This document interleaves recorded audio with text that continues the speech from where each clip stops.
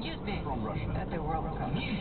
But we're starting with a look at the fans at this tournament. It's been amazing. The atmosphere, I've never seen anything like it. It's a proper World Cup. And Chris, we are really getting to grips with how big Russia is and how much travelling the fans, players, us, the media are having to do. And my voice is suffering from the aircon of the aeroplanes. 11 host cities, 4 different time zones. 600 miles between Volgograd, where England played first, and Nizhny, where England play on Sunday. And Ben's been to meet a few lads who are following the England team. Hi Newsbeat, it's Henry. Welcome to our flat in Moscow. Okay, come through to the kitchen.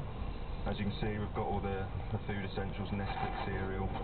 We've been struggling a little bit for food in Moscow. And then if you come through to the main sort of living area, Jordan, Ben and John, and we've got the tunes playing. I know Henry gave us the tour, but it felt like Dion Dublin should be doing it for Homes Under the Hammer. What do you reckon?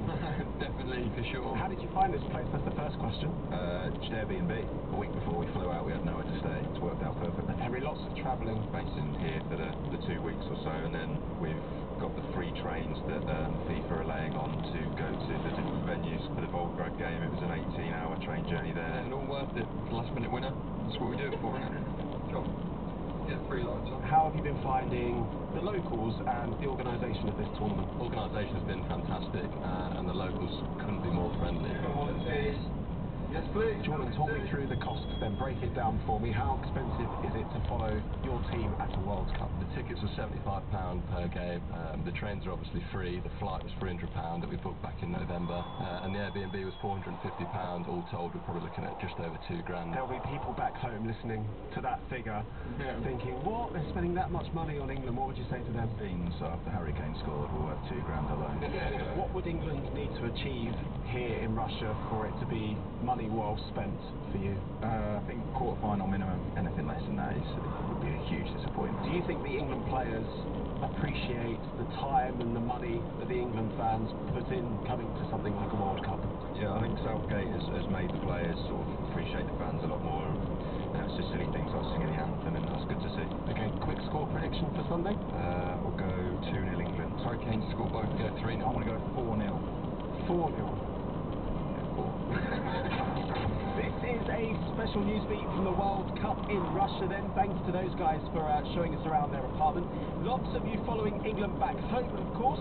And with more on that, here's Newsbeat's Eleanor Roper. We've come to the Kirby Estate in Bermondsey in South London. Now, you might have seen it online. It's been the focus of global attention since residents here put up more than 300 England flags. And it really is an amazing sight. Everyone has a big England flag either in front of their house or on their balcony. There's also streams and streams of red and white bunting connecting the buildings. Now, 2 of the England team, Jordan Henderson and Trent Alexander-Arnold, even FaceTime one of the residents from their training camp in Russia. You can see a sea of flags. They're absolutely everywhere. We put them on every single balcony, on every single stairwell, across the estate. We've got bunting, we've got flags, we've got small flags, we've got big flags, we've got different nationality flags, you name it. Yeah, my name's Chris Dowse.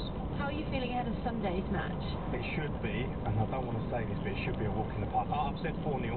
Okay. I said 3-1 against Tunisia. I was nearly there, but I think 4-0. Even when I spoke to Jordan Henderson and Trent Alexander-Arnold, when I spoke to them via FaceTime, I just said to him, "Can you do me a favour?" And he went, "What's that?" I went, "Bring it home."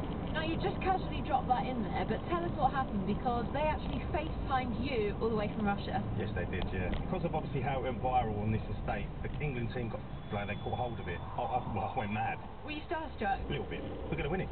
I have to say that, right? This is a Newsbeat special then from the World Cup with Ben Mundy and former England player Chris Waddle. We're in the middle of Moscow, not far from the fan park, and really close to a train station. Which is where the fans are congregating and heading off to different venues of this World Cup.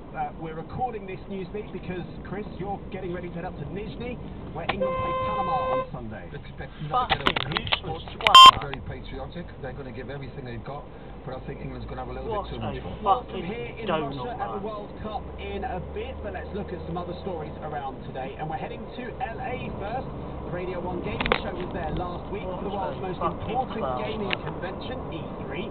Sometimes there's a new console to talk about or new ways of playing like virtual reality, but this year it was all about the games, which was great for our gaming reporter, Stefan Powell. There have been so many announcements that it's a bit of a struggle to remember them all, to be honest. I'll go for Cyberpunk. Spider-Man